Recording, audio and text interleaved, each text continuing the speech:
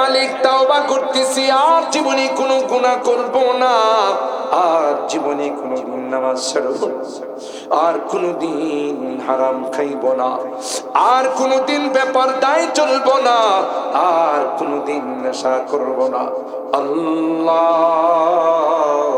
মেহেরবানি করে আমাদের তাওবা গুলোকে কবুল করে নাও।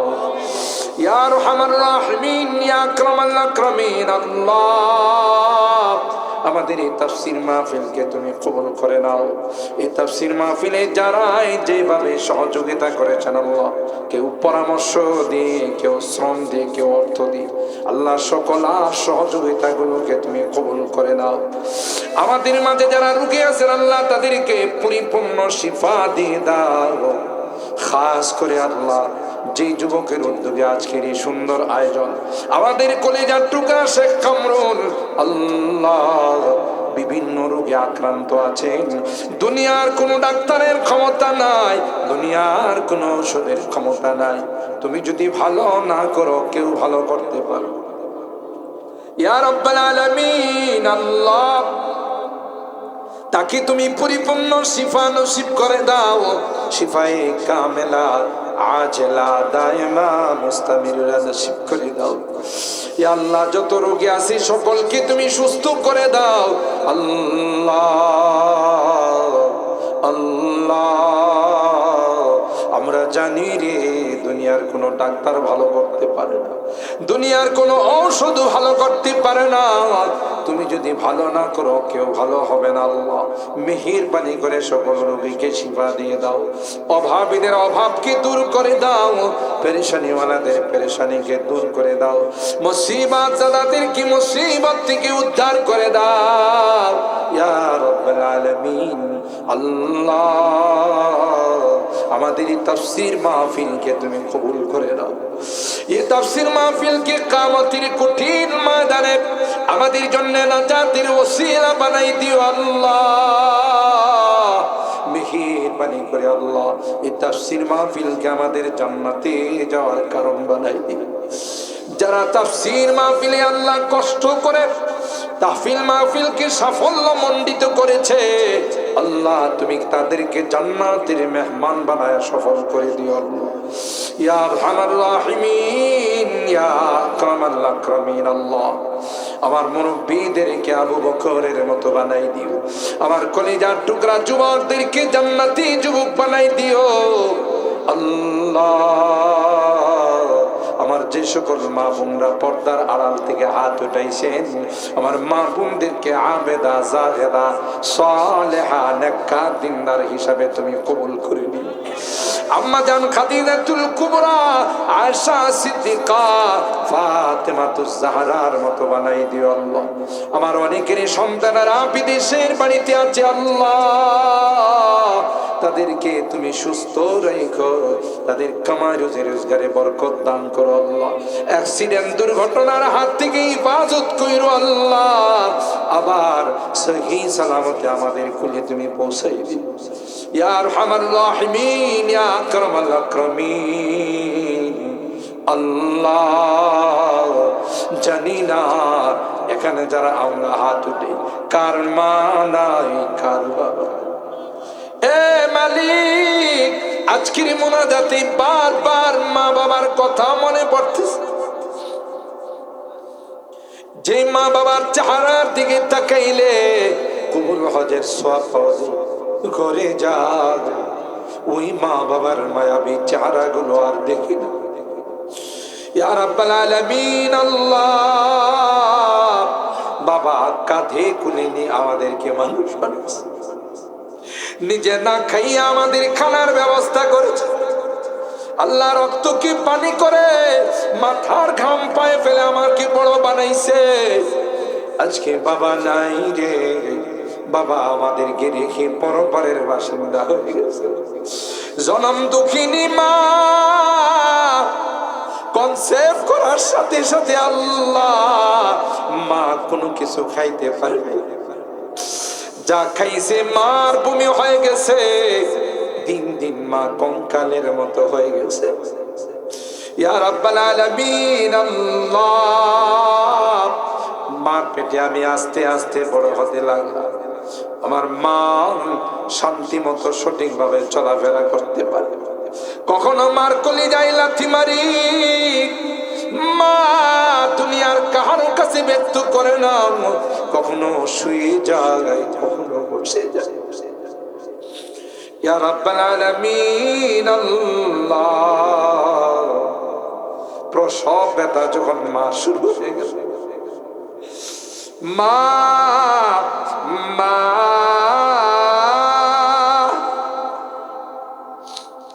দুনিয়ার কাহারো কাছে কয় না, সবার কাছ থেকে ফোন দিয়ে বিদায় নেয় আর বলে কত মা সন্তান জন্ম দিতে গিয়ে মারা যায়। আমিও যদি মারা যাই, তোমরা কেউ আমার উপর দাবি দেওয়ার করো। স্বামীর হাতে ধরে কয়, প্রাণীর স্বামী রে, তোমার সংসারে আইসা তোমার কোনো খেদমত করতে পারলাম, আমাকে দোয়া দিও, আমাকে মাফ করে দিও, ক্ষমা করে দিও।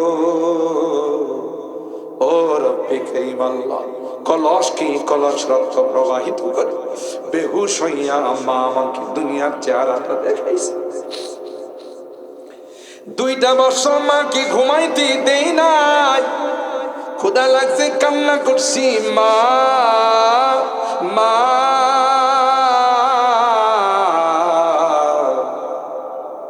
কাঁচা ঘুমটা ভেঙে আমাকে দুধ খাইছে। কোনদিন বিরক্ত হয়ে মা আমাকে সরাই দেয় নাই।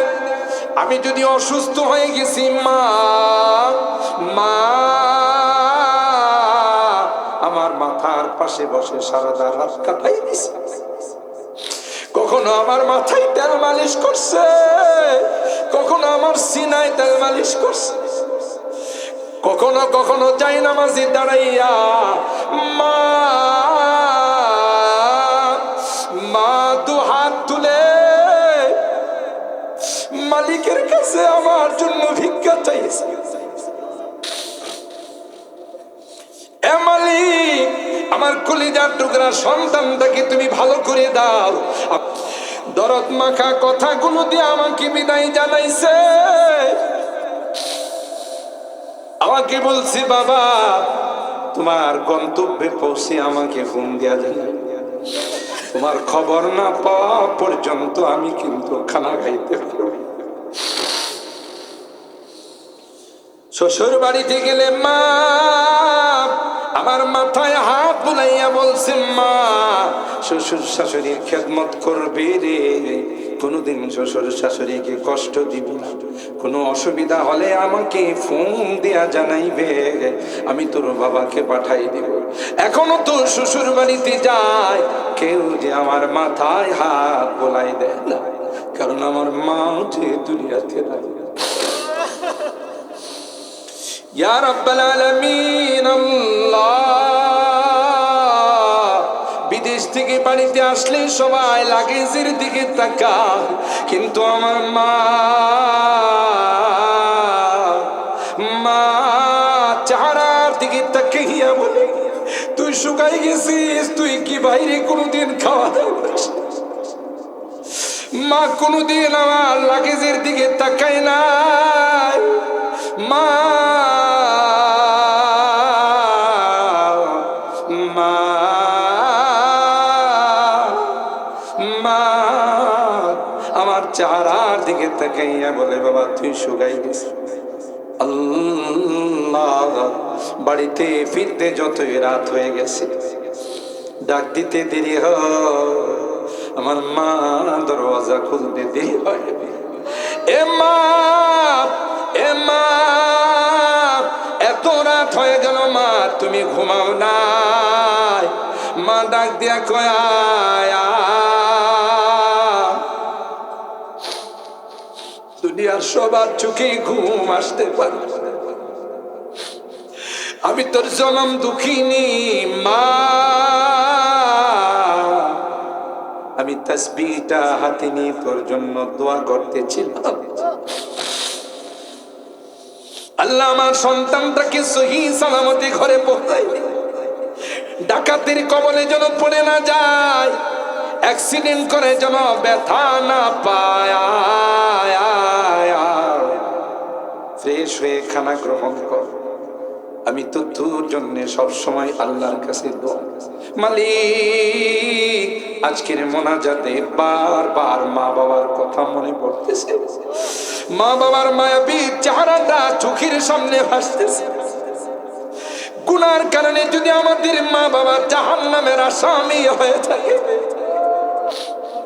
আমরা তোমার কাছে মাপ চাই, ক্ষমা চাই।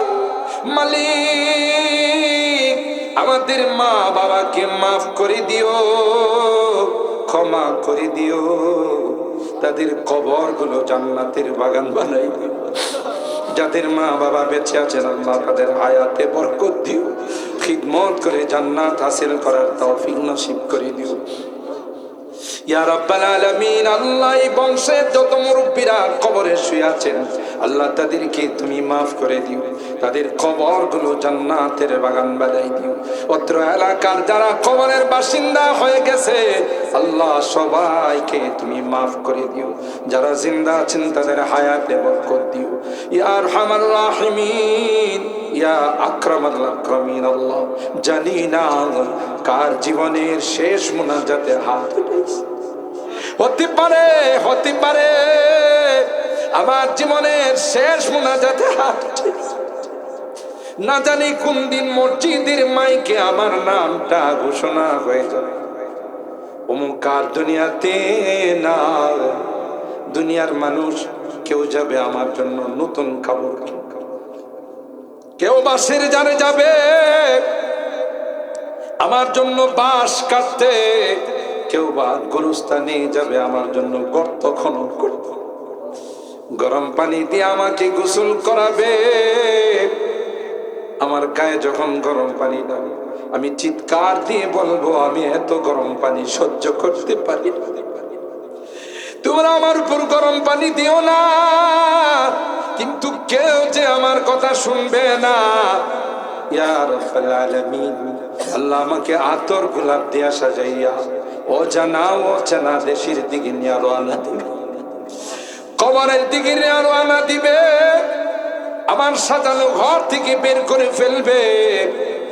আল্লাহ, আমার আত্মীয় স্বজনদেরকে বলবে কে গো কোথায় আছো, শেষবারের মতো দেখা যাবে।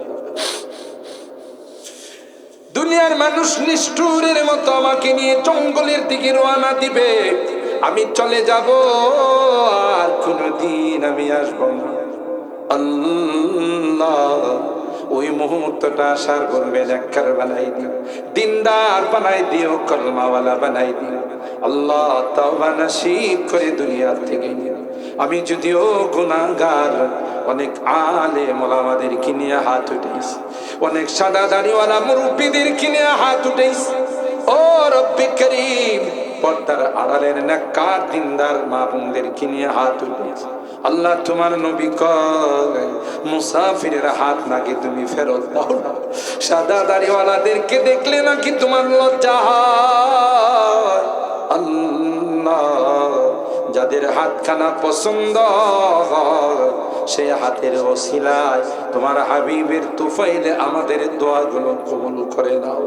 রব্বানা তাকাব্বাল মিন্না ইন্নাকা আনতাস সামিউল আলিম ওয়া তুব আলাইনা ইন্নাকা আনতাত তাওয়াবুর রহিম। সুবহানা রাব্বিকা রাব্বিল ইজ্জাতি আম্মা ইয়াসিফুন ওয়া সালামুন আলাল মুরসালিন আলহামদুলিল্লাহ। ঐতিহ্যবাহী শেখ সারো ফাউন্ডেশনের উদ্যোগে আয়োজিত সকল মুর্দে গানের মাগফিরাত কামনায় দ্বিতীয় বার্ষিক তাফসীরুল কোরআন মাহফিল সম্মানিত সভাপতি, অত্যন্ত শ্রদ্ধাভাজন ব্যক্তিত্ব হযরত মাওলানা আনম বুরহানুদ্দিন সাহেব, প্রিন্সিপাল মুর্তজাবাদ দারুল উলুম ফাজিল মাদ্রাসা নওয়াজ, সহ সভাপতি জনাব মোহাম্মদ আজিজ শেখ আবুল কাশেম মেটঙ্গ, প্রধান অতিথি হিসাবে যিনি আমাদের মাঝে তশরিফ এনেছেন হযরত মাওলানা গোলাম জিলানী পীর সাহেব পান্ডুগড় দরবার শরীফ, প্রধান মেহমান হিসাবে এই মাহফিলকে যিনি আলোকিত করেছেন, অলঙ্কিত করেছেন, মাওলানা হাফেজ মোহাম্মদ গোলাম সুবহানী সঈদী সাহেব আড়াইবাড়ি দরবার শরীফ। বিশেষ মেহমান হযরত মাওলানা হাফেজ মোহাম্মদ আব্দুর রহিম চৌধুরী, ঐতিহ্যবাহী তনজিমুল উম্মাহ মাদ্রাসার প্রিন্সিপাল, উত্তরা, ঢাকা। এতক্ষণ পর্যন্ত যার আলোচনা আপনারা শুনেছেন, গোটা বাংলাদেশের মধ্যে অত্যন্ত সুপরিচিত মুখ, সুন্দর চমৎকার আলোচনা যিনি করে থাকেন, আমার কলিজার টুকরা হযরত মাওলানা এম হাসিবুর রহমান সাহেব তামাম বরকাতুহু।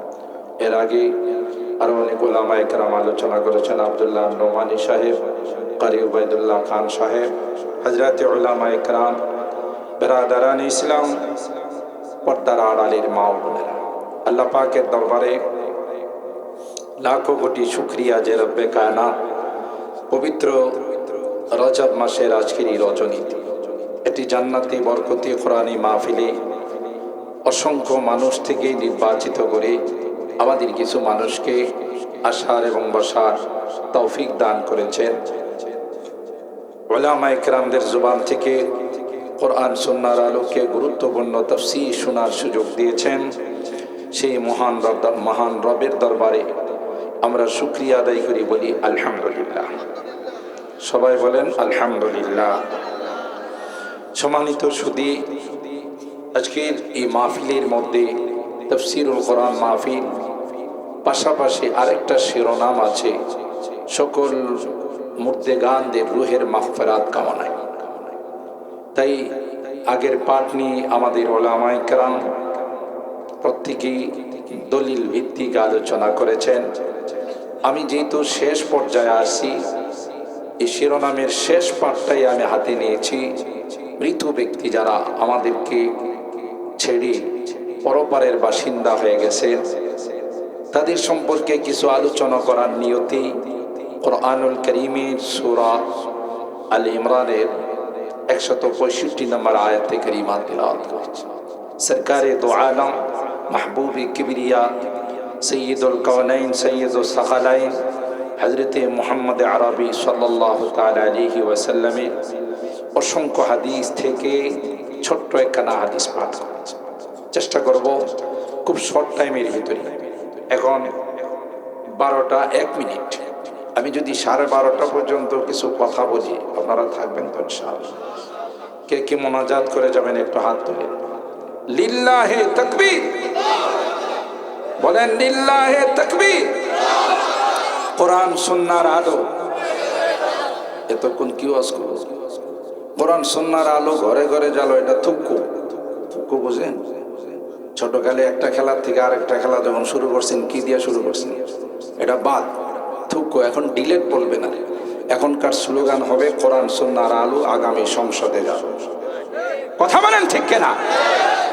এখন আর আগের স্লোগান নেই।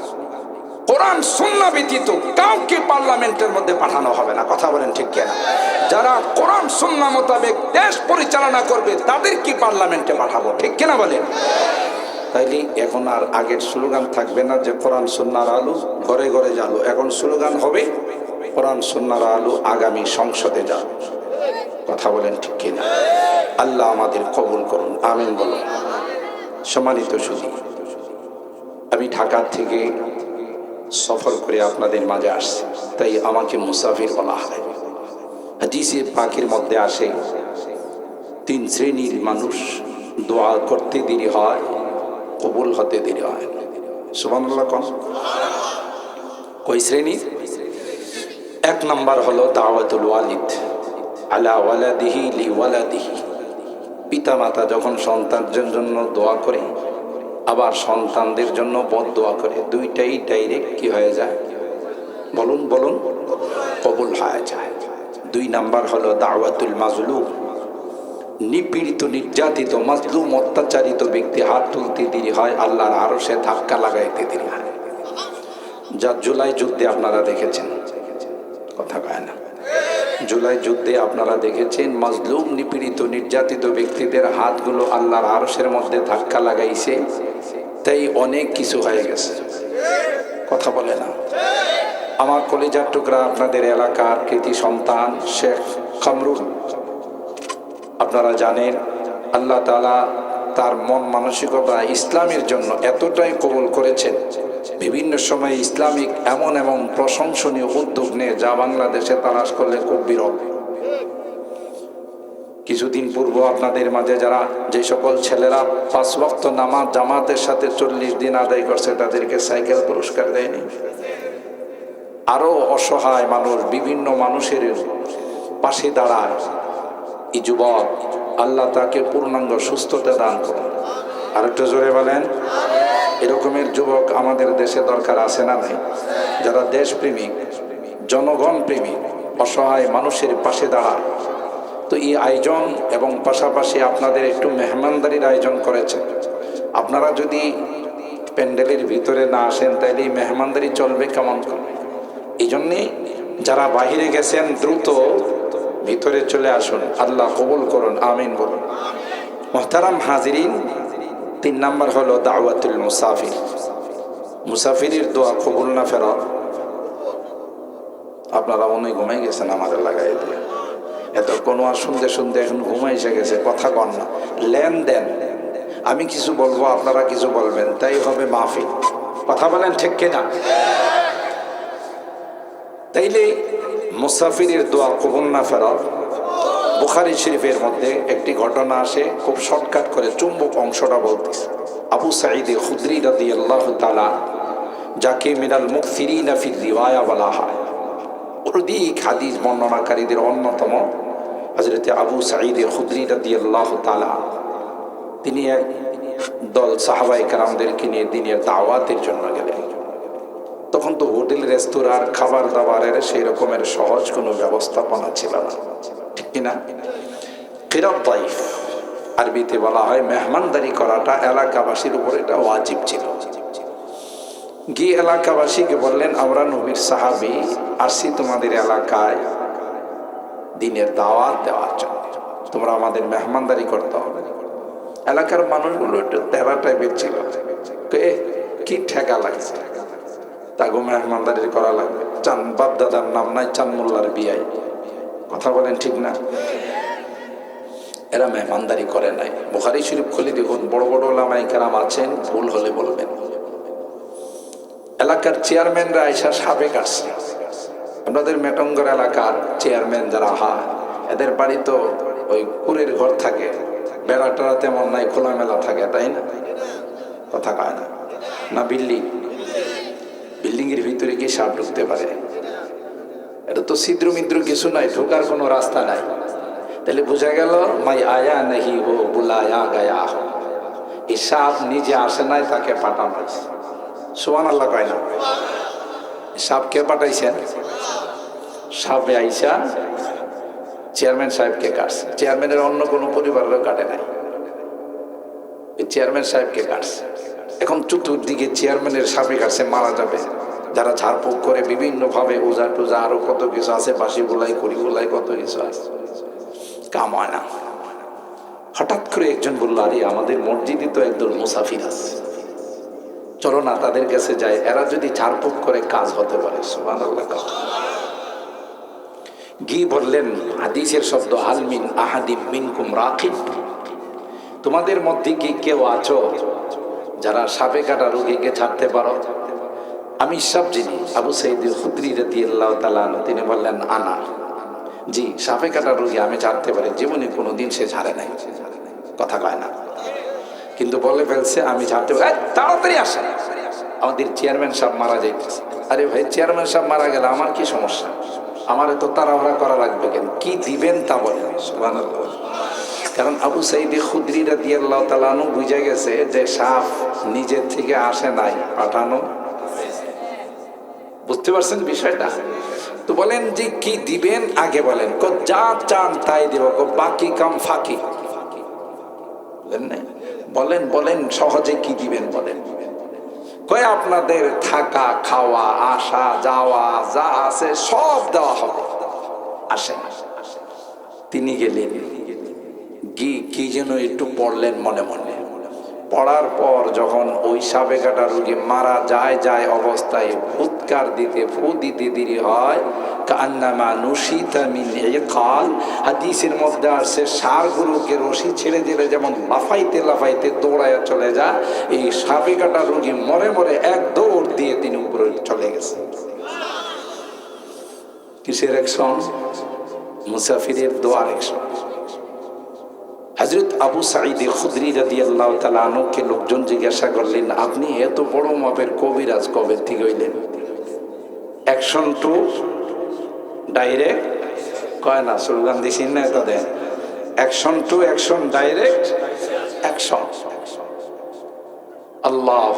আবু সাঈদ খুদরি রাদিয়াল্লাহু তাআলা তিনি জবাব দিয়ে কয়, না না, কোন রকমের মন্ত্র নয়। আল্লাহ পাক কোরআনুল কারীমের সূরাতুল ফাতিহা নাযিল করেছেন।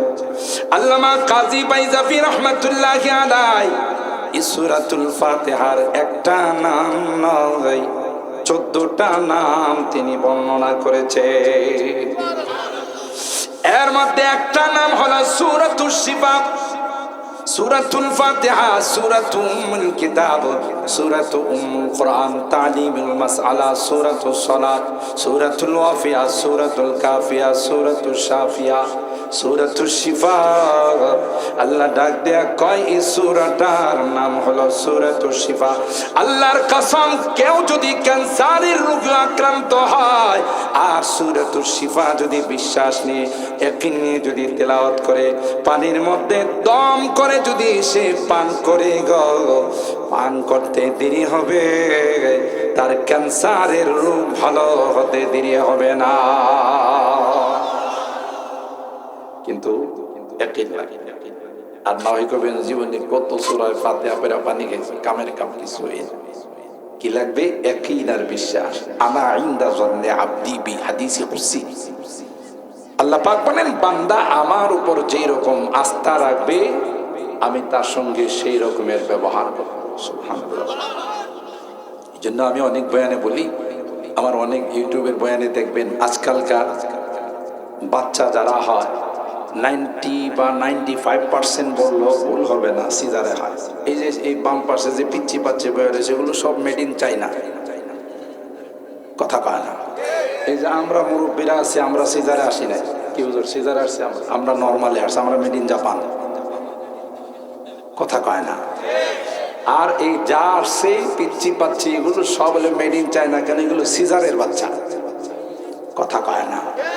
সিজারের বাচ্চা। আগেকার যুগের মা দাদিদের সিজারের দরকার হতো না, বাচ্চা কনসেপ্ট করছে সহজে, আল্লাহ দুনিয়াতে বাচ্চা পাঠাই দিছে।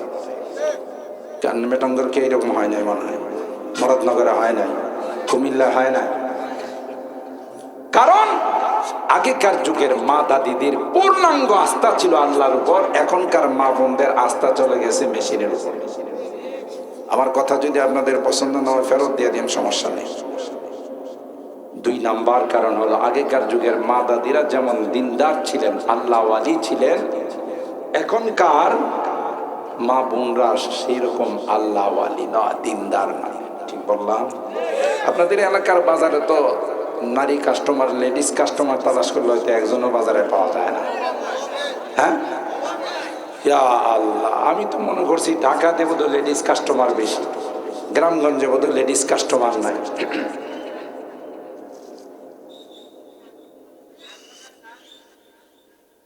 শ্রোতারা কইতেছে হুজুর বাজারে যাওয়াই জানা এক যন্ত্রণায়। কথা বলেন ঠিক কিনা? আগেকার মা দাদিরা জীবনে বাজারে গেছে? কথা কয় না। জীবনে প্রয়োজন ছাড়া রাস্তায় বেরোইছে। আর যদি বিশেষ কোনো প্রয়োজনে রাস্তায় গেছেন, তাইলে শাড়ির আঁচলটা দিয়ে চেহারাটা ঢেকে, কোনো বেগানা পুরুষকে দেখা গেলে গাছের ছায়ার মধ্যে দাঁড়ায় রয়েছে, বেগানা পুরুষ না পা যাওয়া পর্যন্ত ছায়ার থেকে দূরে সরে নেয়। কথা কি ঠিক বললাম? এখনো তো এইভাবে পর্দা করেই চলে, তাই না? এই রাস্তা দিয়ে হাঁটে আমরা হুজুররা, আমরা তো একটু পর্দা টর্দা মেনটেন করার চেষ্টা করি। কাশতে কাশতে ডিজেল শেষ হয়ে যায়, তারপর রাস্তা ছাড়ে না। কথা কি ঠিক বললাম? একটা পর্যায়ে পেছনের দিকে তাকায় ডিস্টার্ব করেন, কারণ নিচে দিয়ে যেতে পারেন। এই সকল বেহায়া বেশরম একটা নষ্টা নারী আমার 10টা যুবককে নষ্ট করবে।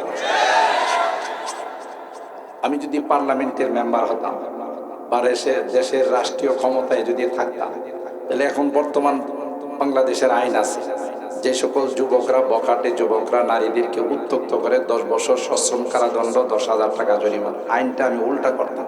যে সকল নষ্টা বেহায়া বেলাজা বেশরম নারীরা মেকআপ করে হেলে দূরে রাস্তায় হেঁটে আমার যুবকদেরকে প্রেমের অফার করে, তাদের বিরুদ্ধে আইন হওয়া উচিত। কথা বলেন ঠিক কিনা? কারণ এরা যদি এইভাবে বেপরদায় রাস্তা না যেত, আমার যুবক কোনোদিন তাদেরকে ইফটিজিং করত। কথা কি ঠিক বললাম?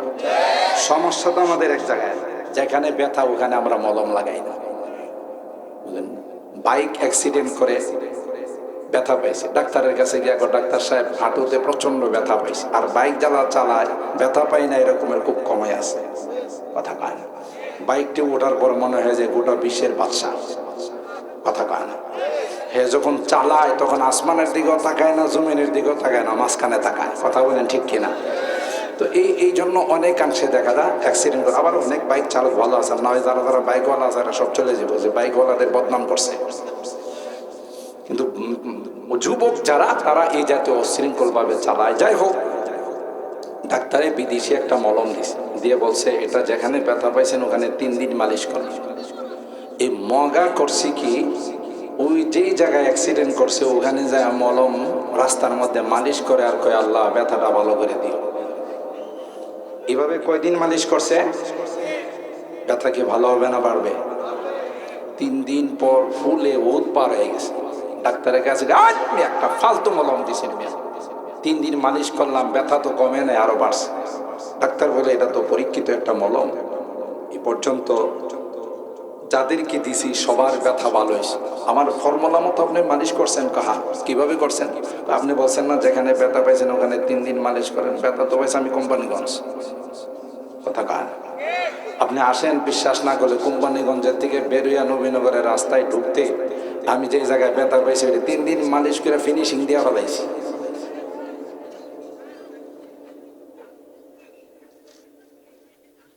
ডাক্তারে মাথায় হাত দিয়ে কই জীবনে কত রোগী পাইলাম, ওর মতো বিশ্ব মগা আমি জীবনে দেখি নাই। এই মগা তোরে কি বলছি রাস্তায় মালিশ করতে? আপনারা কইছেন যেখানে ব্যথা পাইছেন সেখানে, ব্যথা তো পাইছি ওখানে। জীবনে কোনোদিন তার ব্যথা ভালো হবে? কথা বলে না, জোরে বলেন। ঠিক নারী আর পুরুষ আল্লাহ পাক সৃষ্টি করেছেন। সৃষ্টি থেকে আল্লাহ জানেন এটা নেগেটিভ পজিটিভ, একজনের প্রতি আরেকজনের আকর্ষণ হয় নাকি বিষয়টা আল্লাহ জানতেন না আগে? তাহলে আকর্ষণ হলে এটা দমন করার কি পদ্ধতি সেটা কি আল্লাহ আমাদের বয়ান করে দেন? ইয়া আইয়ুহান নাবিয়্যু কুল লিআজওয়াজিকা ওয়া বানাতিকা ওয়া নিসাইল মুমিনিনা ইউদনিনা আলাইহিন্না মিন জালাবিবিহিন যালিকা আদনা আইয়ুরাফনা ফালা ইউযাইন ওয়া কানা আল্লাহু গফুরার রহিমা। আল্লাহ বলেন, এই পয়গম্বর আপনি ঈমানদারদেরকে বলে দেন, ঈমানদার নারীদেরকে বলে দেন, মুমিন পুরুষদেরকে বলে দেন, আপনাদের পত্নীগণকে, আপনাদের বেটিদেরকে, মেয়েদেরকে বলে দেন, বিশেষ কোনো প্রয়োজনে যদি বাহিরে যেতে হয় তাইলে শালীন পোশাক পরে যাবে, পর্দা মেনটেন করে যাবে। আল্লাহ ডাক দিয়া কয় যতক্ষণ পর্যন্ত বাসায় ফেরত না যাবে, যতক্ষণ পর্যন্ত গন্তব্যে না পৌঁছবে, ততক্ষণ পর্যন্ত তার নিরাপত্তার জিম্মাদার আমি আল্লাহ হয়ে গেলাম। নিরাপত্তার জিম্মাদার কে? আল্লাহ পাক যদি কাহারো নিরাপত্তার দায়িত্ব নেন, কাহারো ক্ষমতা আছে তাকে ইফটিজিং করার, তাকে বিরক্ত করার, উত্ত্যক্ত করার, আল্লাহ কয় না না, শর্ত হলো তোমাকে পর্দা মেনটেন করতে হবে, শর্ত হলো তোমাকে শালীন পোশাক পরে বের হতে হবে।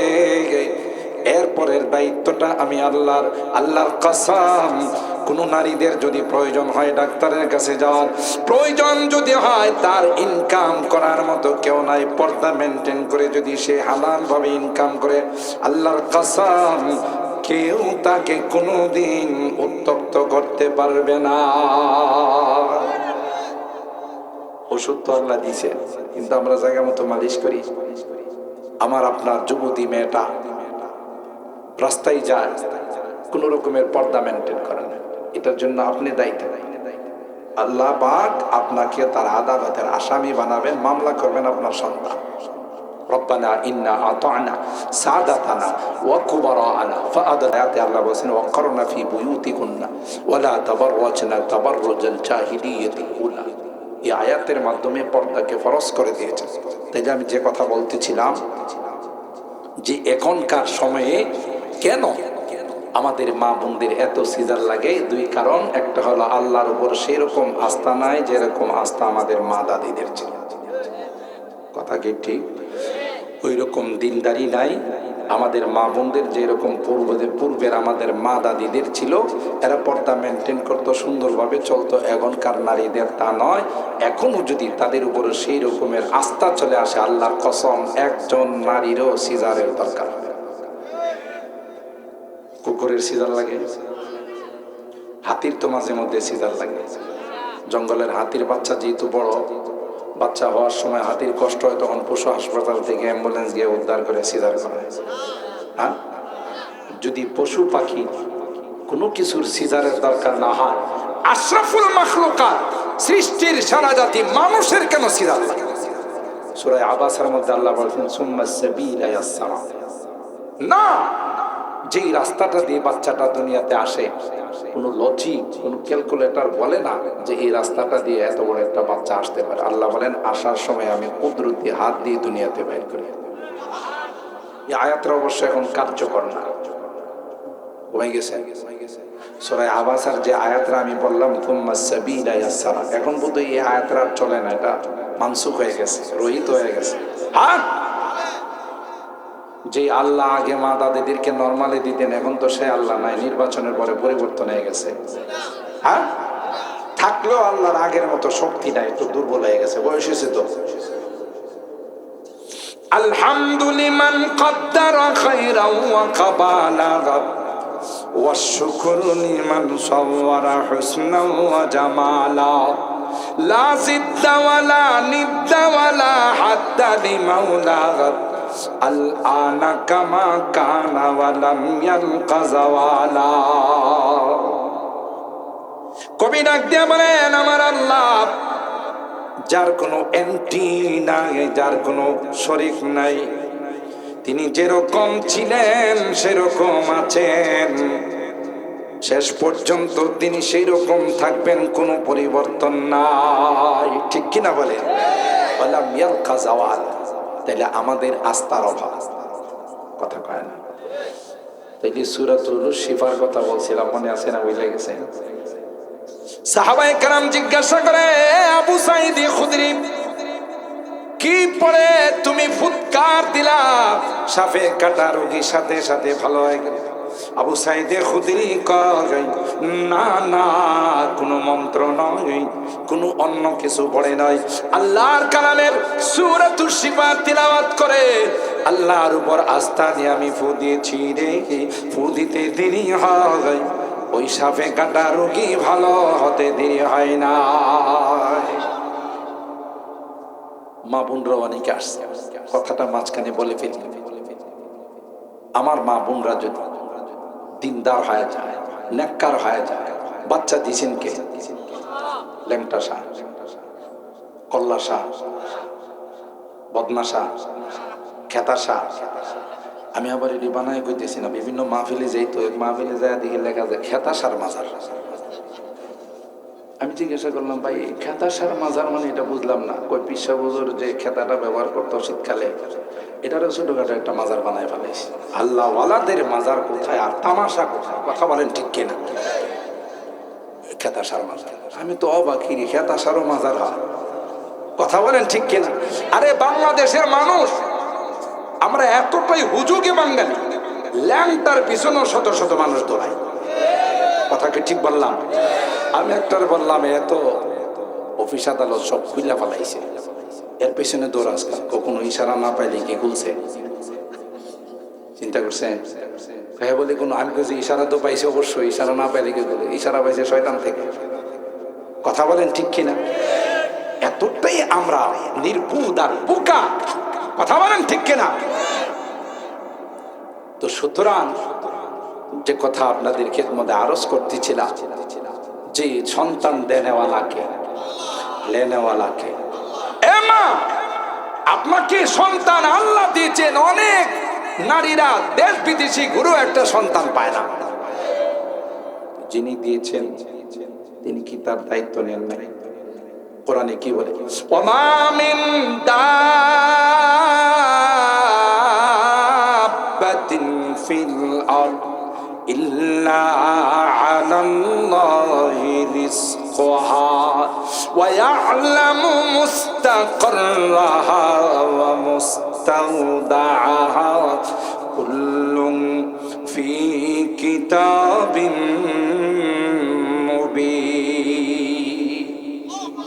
আল্লাহ বলেন, গোলাপ দুনিয়াতে আসার 50,000 বছর পূর্বে তুমি কোন জায়গায় বসবাস করবে, কি রিজিক খাবে রে, কোন জায়গা থেকে তুমি বিদায় নিবে, আমি আল্লাহ লাউহে মাহফুজের মধ্যে লিখে রাখলাম। কে লিখে রাখছেন? তাহলে তোমার এত টেনশন কেন? দেনেওয়ালা কে? দেনেওয়ালা এ মা। এই সন্তান যেহেতু আল্লাহ দিয়েছে, দুনিয়াতে খালাস করার দায়িত্ব কার? এরপরেও কথা আছে, আপনি যদি সন্তান প্রসব করতে গিয়ে মারা যান, কোরআন বলে, হাদিস বলে, আল্লাহ আপনাকে শাহাদাতের মর্তবা দান করেন। জোরে বলেন ঠিক কিনা? তাহলে টেনশন কোথায়? আপনি কেন আল্লাহর উপর আস্থা বাদ দিয়ে দিতেছেন? আপনি এখন আস্থা রেখে কালকের থেকে আপনি আস্থা রাখেন যে না, আমি সিজারে যাব না, আমি পেট কাটাবো না, আমি আল্লাহর উপর আস্থা রাখছি, আর এতে যদি আমার মরণ হয়, আজকের মাহফিলে তাফসীরুল কোরআন মাহফিলে হুজুর বলে গেছে আমার শাহাদাত হবে, তাতে আমার কোনো আফসোস নেই। আল্লাহর কসম, আল্লাহ পাক নরমালে আপনার সন্তান দুনিয়াতে দিবেন। আমাদের আস্থার মা বোনদের উদ্দেশ্যে দুইটা কথা বললাম। মূলত আমি যে আয়াতে কারিমা তেলাওয়াত করেছি, বলতেছিলাম যে কথাটা, মুসাফিরের দোয়া কবুল না ফেরা। সাপে কাটলো কি এমনি, না মুসাফিরের দোয়ার কারণে? বুঝতে পারছেন? তো সাথে সাথে সূরাতুল শিফা পরে ফু দিছেন, ভালো হয়ে গেছে। আল্লাহ কই মেহমানদের মেহমানদারি করবো না, এরা মুসাফির, এরা দোয়া করতে দেরি হয় কবুল হতে। আলোচনার টপিক ছিল মৃত ব্যক্তিদেরকে নিয়ে। মুহতারাম হাজিরিন, আমরা এক সময় ছিলাম রূহের জগৎ। খুব শর্টকাটে বলতেছি, যেহেতু আল্লাহ আকিল ও তাকফিহি ইশারা, বুদ্ধিমানদেরকে ইশারা দিলে অনেক কিছু বুঝে ফেলে। রূহের জগৎ থেকে আল্লাহ আমাদেরকে দ্বিতীয় নাম্বার জগতে পাঠাইলেন, মারপেটের জগৎ, ঠিক না? এটাকে আলামুল আরহাম বলা হয়। মারপেটের জগতে কেউ 8 মাস, কেউ 10 মাস, কেউ আবার 2 বছরও ছিল। আল্লামা দহাক একজন আল্লাহর ওলির নাম আছে, তিনি হাসতে হাসতে দুনিয়াতে আসছে, এই জন্য ওনার নাম হয়ে গেছে দহাক। তার মানে 2 বছর পরে দুনিয়াতে আসছে। একটা আমাদের মাযহাবের মধ্যে একটা আলোচনা করা হয় যে শাফি মাসলাকের যারা, এরা ঘটনাক্রমে হযরত ইমাম শাফি রহমাতুল্লাহ আলাইহি যেদিন দুনিয়াতে আসছেন, সেদিনই ইমামে আজম আবু হানিফা রহমাতুল্লাহ আলাইহির ইন্তেকাল। তো শাফি মাসলাকের এরা আমাদেরকে বলে, দেখছো আমাদের ইমাম আসার পর তোমাদের ইমাম আর দুনিয়াতে থাকার সাহস করলো না, চলে গেল। আর ইমাম শাফি আলাইহির রহমা ঘটনাক্রমে 2 বছর মার পেটে ছিল। তা আমরা বলি, মিয়া একটা বাচ্চা সাধারণত 8 মাস 10 মাস থাকে, তোমাকে ইমাম কয় বছর ছিল মার পেটে? 2 বছর। মানে আমাকে ইমামের আয়াত শেষ হয় না, উনি আসার সাহস পায় না। সুবহানাল্লাহ পায় না। কথা বলেন ঠিক কিনা? এটা হলো হাসির ছলে বলা হয়। তো কেউ কেউ 2 বছরও থাকে। আল্লাহ যাকে যতদিন ইচ্ছা ওখানে রাখার পর কোথায় পাঠান বলে না। এখন যে জগতে আছি জগতের নাম কি? আলামুদ দুনিয়া, দুনিয়ার জগৎ। এটা তো শেষ, আর তো কোনো জগৎ নাই। হ্যাঁ, নাম কি? কবরের জগৎ, বরজখের জগৎ। ومن ورائهم برزخ إلى يوم يبعثون فإذا نفخ في الصور فلا أنساب بينهم يومئذ ولا يتساءلون فمن ثقلت موازينه فأولئك هم المفلحون ومن خفت موازينه فأولئك الذين خسروا أنفسهم في جهنم خالدون تلفح وجوههم النار وهم فيها كالحون الله أكبر আল্লাহ পাক ডাক দিয়া বলে, বান্দা একটা সময় তুমি রুহের জগতে ছিলা, সেখানে তাওহীদের শিক্ষা দিয়ে আমি আল্লাহ মার পেটের জগতে পাঠাইলাম, সেখান থেকে দুনিয়ার জগতে পাঠাইলাম। দুনিয়াটা একটা পরীক্ষার হল। পরীক্ষার হলে ছাত্র যদি প্রশ্ন মোতাবিক লিখে তাও ডিউটি অফিসার কিছু কয় না, ভুল লেখলেও কিছু কয় না। ফলাফল প্রকাশ হলে বোঝা যায় কে ভালো করছে কে খারাপ করছে। তা বলেন ঠিক কিনা? আল্লাহ ডাক দিয়ে বলেন সূরাতুল মুলুকের ২য় আয়াত, আল্লাযী খালাকাল মাউতা ওয়াল হায়াতা লিয়াবলুয়াকুম আইয়ুকুম আহসানু আমালা ওয়া হুয়াল আজিজুল গফুর। আল্লাহ বলেন, গোলাম, এই দুনিয়ার হায়াতটা তোমাকে দিয়েছি পরীক্ষা করার জন্য, কে পরকালের আমল করো, কে দুনিয়াতে লিপ্ত হয়ে যাও, দুনিয়াতে জীবনটাকে বরবাদ করে দাও। আমার ভাইরা, দুনিয়ার জিন্দেগিটা আসল জিন্দেগি নয়, দুনিয়ার জিন্দেগিটা পরকাল সাজানোর জন্য আল্লাহ দিয়েছেন। কথা বলেন ঠিক কিনা? अमल से बनती है जन्नत भी जहन्नम भी, ये खाकी अपनी फितरत में ना नारी है ना नूरी। কবি ডাক দিয়া বলেন, আমল যদি ভালো হয়, দুনিয়ার জিন্দেগিটা যদি সুন্দর হয়, পরকালের জিন্দেগিটাও সুন্দর হবে, কবরের জিন্দেগিটাও সুন্দর হবে। যারা আপনারা আজকে এখানে এত রাত্রে শীতের মধ্যে বসে আছেন, আর কোনো উদ্দেশ্যে নয়, একটাই হলো কবরের সওয়াল জবাব যেন সুন্দর করে দিতে পারি। কথা বলেন ঠিক কিনা? কারণ কবরে যাওয়ার সাথে সাথে দুইজন ইমিগ্রেশনের ফেরেশতা আসবে। বিদেশে গেলে এয়ারপোর্টের মধ্যে ইমিগ্রেশন হয় না? হয় না? কথা কয় না? ইমিগ্রেশনের মধ্যে চেক করে তার পাসপোর্ট আছে কিনা, ভিসা ঠিক মতো লাগছে কিনা।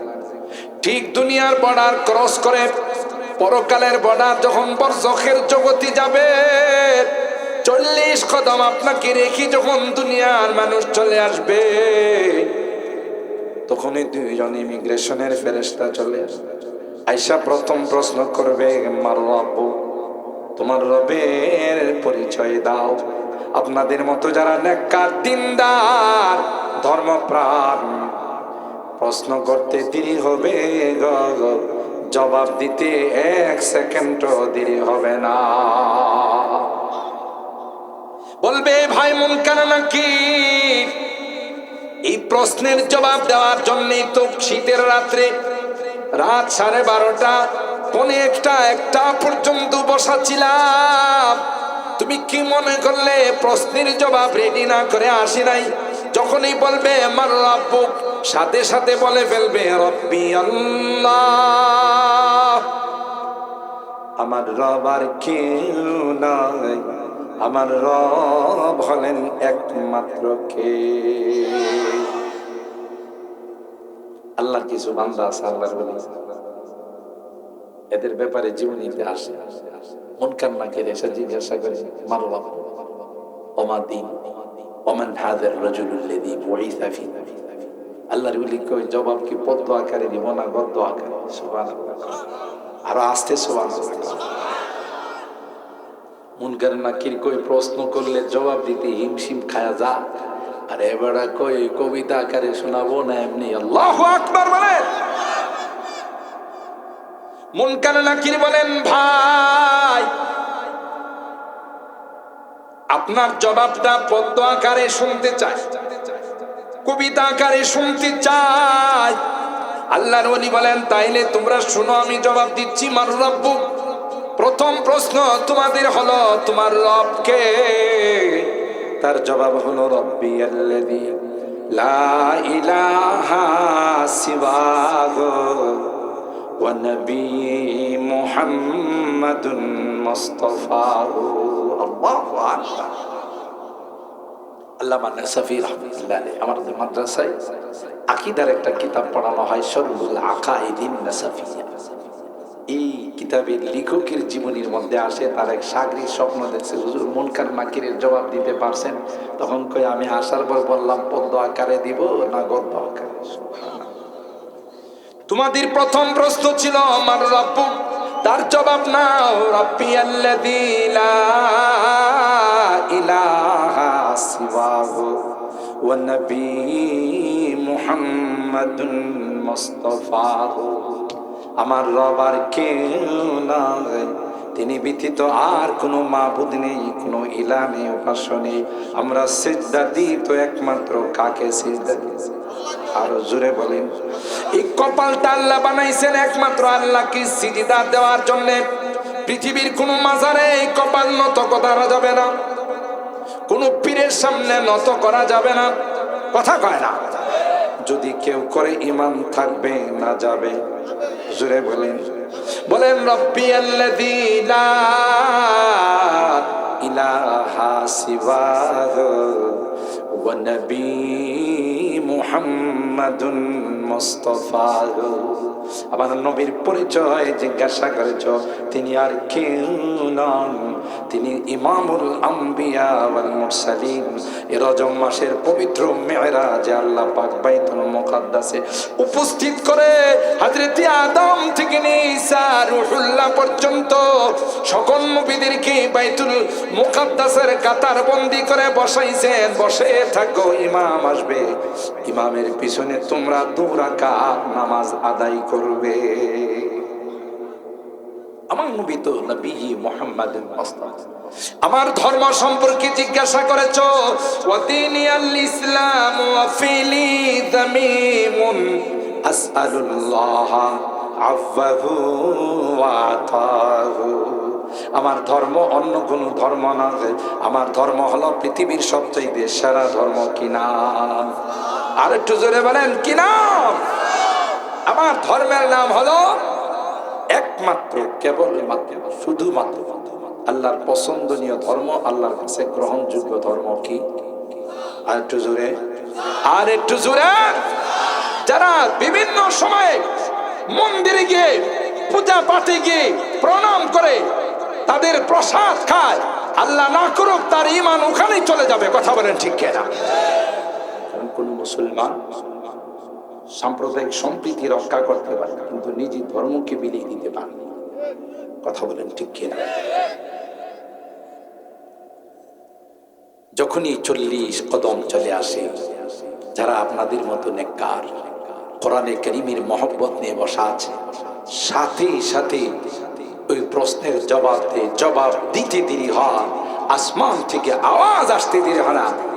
আন সাদাকা আবদি ওয়ানাদা মুনাদিন আন সাদাকা আবদি। আল্লাহ পাকের আসমান থেকে আওয়াজ আসে, এ ফেরেশতারা, আমার বান্দা সঠিক জবাব দিয়েছে। ফালবিসুহু মিনাল জান্নাহ ওয়া আফরিশুহু মিনাল জান্নাহ। আল্লাহ ডাক দেয়া কয়, দুনিয়ার মানুষ বড় নিষ্ঠুর, তাকে তার কোনো কাপড় পরাইয়া দেয় নাই। 100-150 তার জামার সেট ছিল, একটাও তাকে পরাইয়া দেয় নাই। বরং সাদা 3টা কাপড়ের মধ্যে মোড়াইয়া এমনকি কোমরের সুতাটা পর্যন্ত কাইটা রাইখা দিছে। আপনাদের এলাকায় মনে রাখেন না? মাত্র 3টা সাদা কাপড়ের টুকরায় তাকে মোড়াইয়া কবরের মধ্যে একটা বিদেশি কম্বল দিয়া শোয়াই দিছে। আপনারা সজাগ আছেন কিনা একটু উল্টা পাল্টা কথা কয়ে দেখি। কম্বল দেওয়ার কোন স্বরূপ আছে? কোথায় শোয়াই দেয়? পাটির মধ্যে শোয়াই দেয় না মাটি? পাটিতে নয়, মাটির মধ্যে শোয়াই দে। ওই মৃত ব্যক্তি ডাক দেয়া বলে, দুনিয়ার মানুষ এতটা যদি নিষ্ঠুর হবে জানতাম তাইলে তোমাদের সঙ্গে কোনো সম্পর্ক করতাম না। তোমরা এতটাই নিষ্ঠুর, কেউ আমার সঙ্গী নাই, ছেলে বা আপনজন কেউ খবরে নামবে। কাফনের গিরাটা খুলে দিয়া চেহারাটা পশ্চিম মুখ করে আর দেরি করে না 2 হাত দিয়া উপরে চলে আসে। হাদিসে কয় ওই মৃত ব্যক্তি ডাক দিয়ে বলে, এতটাই যদি তোমরা নিষ্ঠুর আর নির্দয় হবে, পাষাণ হবে জানতাম, আমাকে মাটির ঘরে রাইখা অন্ধকার ঘরে রাইখা চলে যাবে না। না, তোমাদের সঙ্গে কখনো কোনো সম্পর্ক করতাম না। কে শুনি কে শুনি? কেউ কি থাকবে কবরে? কিন্তু আল্লাহর কসম, কোরআনে কারীম যার মহব্বতে আপনারা বসে আছেন, হাদিসের মধ্যে যে মাথার উপর আল্লাহ বন্ধু বানায় বসাই দিয়ে। আরো আস্তে সুবহানাল্লাহ, আরো আস্তে বলেন। জানেন আপনারই সুবহানাল্লাহর আওয়াজ আল্লাহ ফেরেশতাদেরকে নিয়ে গর্ব করে যে আমারই বান্দারা দেখো, এই রাত্রে 1টা প্রায় হয়ে গেছে, এখানে বসে বসে এরা কি মারামারি করে না আমার পবিত্রতা বর্ণনা করে। সুবহানাল্লাহ বলেন, আল্লাহু আকবার। আল্লাহ মহান, কথা বলেন ঠিক কিনা? যারা নেককার হয় তাদেরকে আল্লাহ বলেন তার গায়ে কোনো কাপড় নাই, তার গায়ে কোনো লিবাস নাই। এ ফেরেশতারা দেরি করো না, জান্নাতি লিবাস তাকে পরায় দাও, জান্নাতি বিছানা বিছায় দাও, জান্নাতের সঙ্গে কানেকশন কায়েম করে দাও। আর বদকার যারা হয়, বদকার যারা হয়, কবর তাকে ডাক দেয়া কয়, আতারিফুনি মান আনা? এ নাদার, তুই কি আমাকে চিনিস রে? আমি কে? আমি কিন্তু সেই কবর, আনা বাইতুদ দুদ, আনা বাইতুল ওয়াহশা, আনা বাইতুল গুরবা। না না না, আমি কোনো সুখের ঘর না, আমার মধ্যে কিন্তু সাপ বিচ্ছু ছাড়া আর কিছুই না। আমি কিন্তু ভয়ঙ্কর ঘর। এই কথা বলতে বলতে 2 পাশের মাটি এমন চাপ দিবে, এমন চাপ দিবে। আল্লাহর হাবিব বলেন, ওয়াহাকাযা সাব্বাকা বাইনা আসাবিহি, এক হাতের আঙ্গুল আর এক হাতের মধ্যে ঢুকাইয়া পয়গম্বর বলেন এক পাশের হাড্ডিকে আরেক পাশের মধ্যে ঢুকাই দিবে। আল্লাহু আকবার। এত সহজ। দুনিয়াতে কবর সাজায় গেলে সুন্দর হবে, কবর অন্ধকার গেলে অন্ধকার হবে। কথা বলেন ঠিক না বেটে? আমল সিবান্তিহি জান্নাহ, আল কবরু রাউযাতুম মিন রিয়াজিল জান্নাহ আও হুফরাতুম মিন হুফারিন নিরান। আপনি কি জান্নাতের টুকরা বানাবেন না জাহান্নামের গর্ত বানাবেন? এটা আপনার ইচ্ছা। কথা বলেন ঠিক না বেটে?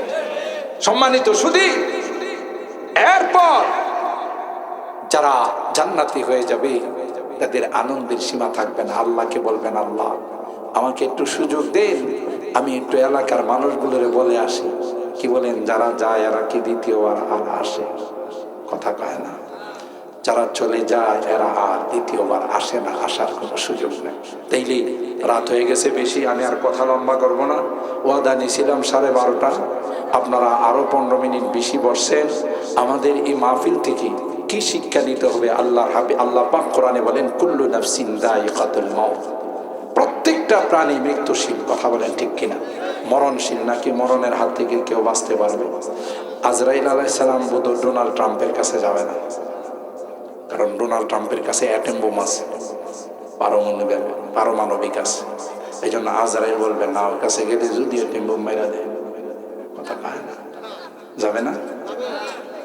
যতই পাওয়ারফুল হোক, ওখানে হইল নিরুপায়, কোন পাওয়ার ওখানে চলে। যারা যারা বিশাল শক্তিধর ছিল সব হফতে আকলিম কা খাজানা আজ হে वो जिनके साथ, हफ्ते अकलिम का खजाना आज है वो जिनके साथ, गौर में जाएंगे कल वो बाबुरहाना खाली हाथ। গোটা বিশ্বের মাঝে যাওয়ার সময় খালি পাও খালি শরীর, কথা বলেন ঠিক কি? कैसे कैसे ताजदारा बादशाह चल बसे, वो खजीना बाला खाना शान शौकत क्या हुई। কত দবদবাওয়ালা ছিল, চলে গেছে, আর কোন খবর আছে? মাটি খায় ফেলাইছে। কত সুন্দরী রমণী রূপসী এক সময় গোটা বিশ্বের মধ্যে মিসেস দেয় না, তার সুন্দরের আলোচনা চলতো, বিশ্ব সুন্দরী আছে না শেষ, কথা কয় না। এ যুবতী মা, তোমার সৌন্দর্য দেখানোর জন্য তুমি মেকআপ করে সুন্দর সুন্দর কাপড় পরে রাস্তায় হাঁটো, আমার যুবকদেরকে নষ্ট করো, একদিন কিন্তু তোমার এই দেহটাকেও মাটি খেয়ে ফেলবে। তুমি চিন্তা করো, এখনই তুমি সময় আছে, কেন তুমি বোরকা পড়ো না? তুমি বোরকা পরার কথা বললে বলো যে বোরকার ভিতরে গিয়ে কি শ্বাস বন্ধ হয়ে মারা যাবো নাকি? যারা এই পর্যন্ত বোরকা পড়ছে সব মরে গেছে, কথা কয় না। এ মা, তুমি এখন প্যান্ট পরো, টি শার্ট পরো, বব কাটো, খোলামেলা শর্টকাট পোশাকে চলো, মরার পরে তো তোমার 5টা পোশাক পরাই দিব। আপনাদের এই এলাকায় কয়টা যেন কাফন পরায় আমার জানা নাই, মহিলাদের কয়টা? 5টাই। আমি মনে করছি কিছু কম সম দেখি না, কয়টা দিয়ে পোশাক পরায়? 5টা পোশাক পরে বোরকার পর বোরকা লাগায় কবরে যাইবা, মুনকার নাকির আইসা দেখা তোমার এই অবস্থা কবে যে এটা কি ওইটাই নাকি যেটা বখাটের মতো দুনিয়াতে চলতো। এখন তো যে বোরকা লাগায় সে রাবিয়া বসরির মতো মনে হয়, কথা কয় না। যেহেতু বোরকা পড়াই আমাকে দুনিয়ার মানুষ বিদায় দিবে, আগের থেকে পড়ি, কথা কয় না, জোরে বলেন ঠিক কিনা? তাই মা বোনদের হাতে পায়ে ধরে বলে যাব না, আপনি বেপরদায় চলবেন, আপনি বিভিন্ন বিপদের শিকার হবেন, বোরকার ভিতরে থাকবেন, আল্লাহ আপনার হেফাজতের দায়িত্ব, ঠিক কিনা বলেন? মুহতারাম হাজরিন, তাই দুনিয়ার জিন্দেগিটা আমাদের বড় দামি জিন্দেগি। দুনিয়ার জিন্দেগিতে নেককার হলে কবরের জিন্দেগিটা আরামের। দুনিয়ার জিন্দেগিতে যদি আমরা বেনামাজি হয়ে যাই, নেশাখোর হয়ে যায়, দুনিয়ার জিন্দেগিতে যদি মদখুর হয়ে যায়, গুনাহগার হয়ে যায়, উপায় থাকবে না। কবরের মধ্যে যে শাস্তির কথা হাদিসে আসছে, এমন চিৎকার দিবে গোটা পৃথিবীর সব শুনবে, মানব আর দানবই শুনবে, কথা বলেন ঠিক কিনা? আল্লাহ রাব্বুল আলামিন আমাদের সকলকে কবরের প্রস্তুতি গ্রহণ করার তৌফিক দান করুন। আল্লাহ রাব্বুল আলামিন দুনিয়ার থেকে আমাদেরকে নেককার হয়ে যাওয়ার তৌফিক দান করুন। বিশেষ করে শেখ স্যার, বিশেষ করে আজকে যে ফাউন্ডেশনের উদ্যোগে শেখ সারু সাহেব আর ওনার এই ফাউন্ডেশনের উদ্যোগে আজকের এই সুন্দর তাফসীর মাহফিল এবং পত্র এলাকা সহ গোটা বিশ্বের সকল মুদ্দিগানের রুহের মাগফিরাতের জন্য আজকের এই দোয়ার মাহফিল। তাই আমরা কেউ দোয়া না করে উঠবো না, সকলের জন্য আমরা দোয়া করব, জিন্দা মুর্দা, দেশে বিদেশে। হ্যাঁ, যারা দোয়া চাইছেন, যারা চান নাই, আমরা সকলের জন্য দোয়া করব। আল্লাহ আমাদেরকে আখিরি মোনাজাত করে যাওয়ার তৌফিক দান করুন। এই কলেজার টুকরা শেখ কামরুল বলতেছেন, এরা আমাদের বংশের যারা সকলের রুহের মাগফিরাতের জন্য দোয়া করব আমরা। সে অনেক অসুস্থ থাকে, কিন্তু আল্লাহ তাআলা তাকে পরীক্ষা নিচ্ছেন, একটার পর একটা অসুস্থতা। আজকের এই মাহফিলে যদি আমরা তার সুস্থতার জন্য দোয়া করি, কারো না কারো দোয়া তো আল্লাহ কবুল করবে। আল্লাহ যেন এরকমের একজন যুবককে পূর্ণাঙ্গ সুস্থতার জিন্দেগি দান করেন, আমিন বলেন। পরিবারের এবং এলাকার মুরব্বীরা যারা কবরে শুয়ে আছেন, সবাইকে যেন আল্লাহ মাফ করে দেন। আমরা সকলেই মহান রবের দরবারে দোয়া করি।